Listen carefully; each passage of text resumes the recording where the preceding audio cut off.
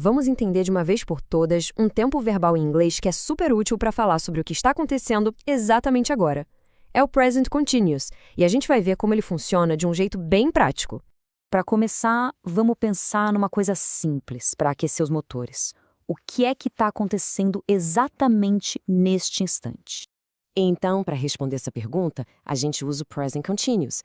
Ele é a ferramenta perfeita para descrever ações que estão em progresso no momento da fala.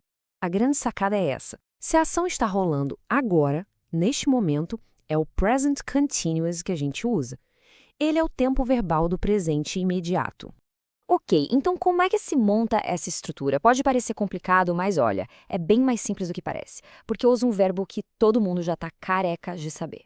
A fórmula é super direta. Pensa só.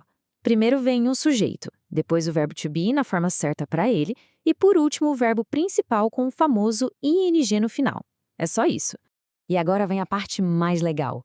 Sabe esse ing do inglês? Ele é muito, mas muito parecido com o nosso gerúndio em português, o ando, endo e indo. Essa semelhança ajuda demais a entender. Dá uma olhada nesse exemplo. A estrutura é praticamente a mesma. Isso torna a coisa toda muito mais lógica, né? Fica bem mais intuitivo passar do português para o inglês. Beleza, já entendemos como afirmar.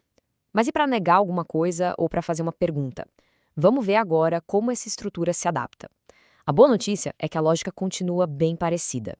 Para fazer uma frase negativa é moleza. É só colocar a palavrinha not logo depois do verbo to be. Simples assim.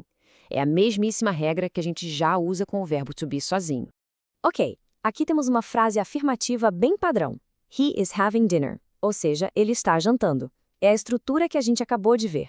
E agora, olha a mágica acontecendo. Para transformar em pergunta, é só inverter a ordem. O que era he is, vira is he.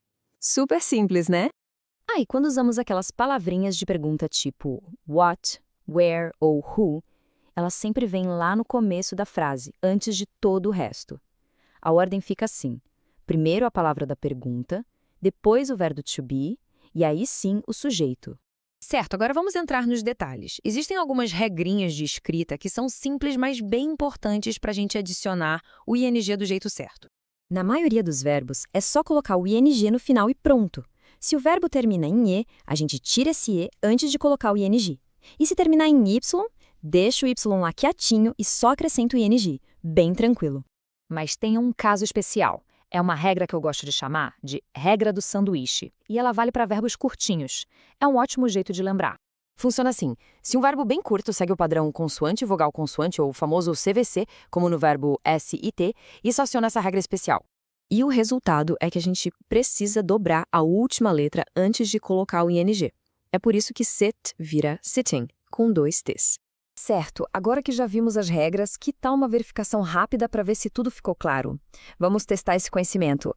Dê uma olhada nesta frase. Qual das 3 opções completa ela direitinho? Pensa na fórmula que a gente viu: sujeito, verbo to be e o verbo com ing. A resposta certa é a B. Por quê? Porque my mother é a mesma coisa que she, e para she a gente usa is. Além disso, o verbo principal work precisa do ing para indicar que a ação está em progresso. E agora, essa aqui. Como seria a forma correta de perguntar em inglês o que você está fazendo agora? Presta bem atenção na ordem das palavras. Exato, a resposta é a letra A. Ela mostra aquela inversão que a gente viu para fazer perguntas com o are vindo antes do sujeito you. Perfeito! Então, para a gente fechar, vamos lembrar os pontos principais. O Present Continuous serve para falar de ações acontecendo agora. A fórmula é sempre sujeito mais verbo to be mais verbo com ing. E o mais importante, ele é muito parecido com o nosso gerúndio, o que facilita tudo. Bom, nossa análise termina aqui, mas a ação nunca para. E isso nos deixa com uma última reflexão. O que será que está acontecendo no mundo neste exato momento? O mundo está sempre em Present Continuous.